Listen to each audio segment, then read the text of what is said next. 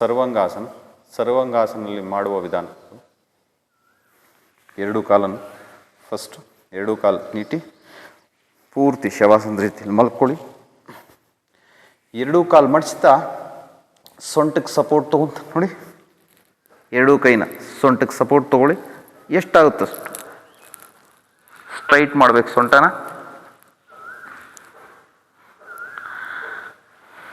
ಕಾಲುಗಳನ್ನು ನೇರ ಮಾಡಿ, ಆದಷ್ಟು ಸೊಂಟ ನೇರ ಮಾಡ್ತಾ ಸ್ಟ್ರೈಟ್. ಸರ್ವಾಂಗಾಸನ.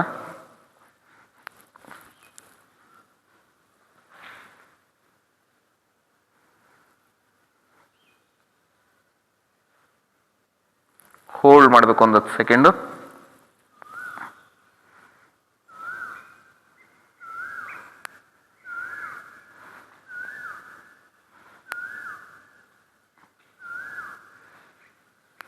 ವಾಪಸ್.